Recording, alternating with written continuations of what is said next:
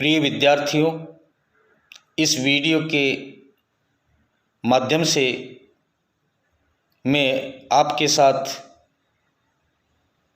मराठों के राजपूताना में प्रवेश और उनकी भूमिका के संदर्भ में चर्चा करने जा रहा हूँ। मराठों की भूमिका राजपूताना के अंदर उत्तराधिकारी के संघर्ष को लेकर मैं बूंदी के उत्तराधिकार संघर्ष में मराठों की भूमिका की विवेचना कर रहा हूँ। 1730 ईस्वी में जयपुर के शासक सवाई जयसिंह ने बुद्ध सिंह को हटाकर दलेल सिंह को बूंदी की गद्दी पर बिठा दिया।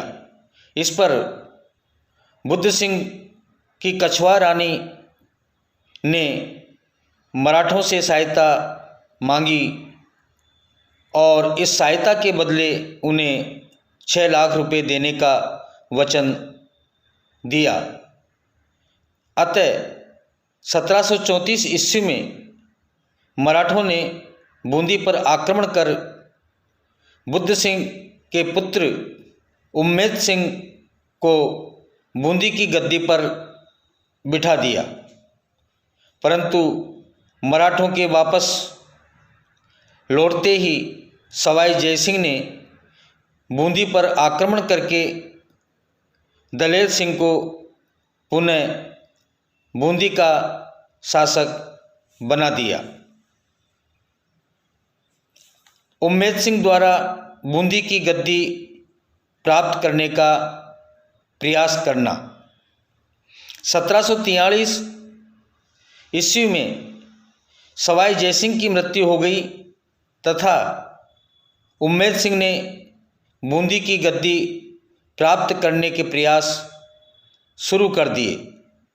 इस कार्य में उसे कोटा नरेश दुर्जन साल का भी सहयोग प्राप्त हुआ।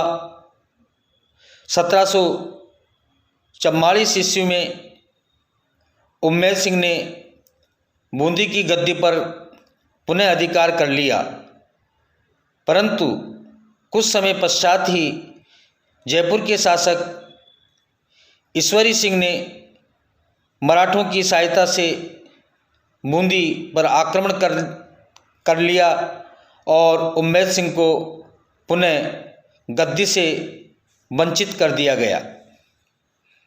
अपनी पराजय से उम्मेद सिंह निराश नहीं हुआ।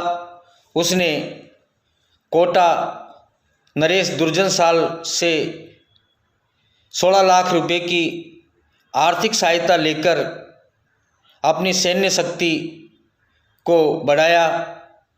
इसके बाद उसने बूंदी पर आक्रमण कर उस पर अधिकार कर लिया,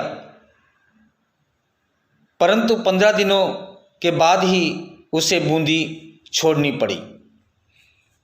उम्मेद सिंह द्वारा बूंदी का सिंहासन प्राप्त करना। 1748 ईस्वी में ईश्वरी सिंह तथा माधो सिंह के बीच बगरू नामक स्थान पर युद्ध हुआ। इस युद्ध में उम्मेद सिंह ने माधो सिंह का साथ दिया। बगरू के युद्ध में ईश्वरी सिंह की पराजय हुई और उसे उम्मेद सिंह को बूंदी का शासक स्वीकार करना पड़ा। 23 अक्टूबर 1748 को उम्मेद सिंह बूंदी के सिंहासन पर बैठा। बूंदी की आर्थिक दुर्दशा।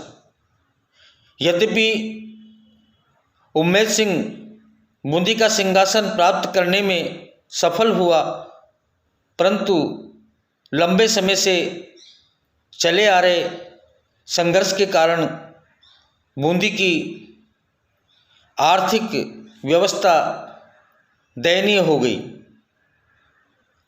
उम्मेद सिंह को मराठों से सहायता प्राप्त करने के बदले में उन्हें 10 लाख रुपए देने का वचन देना पड़ा।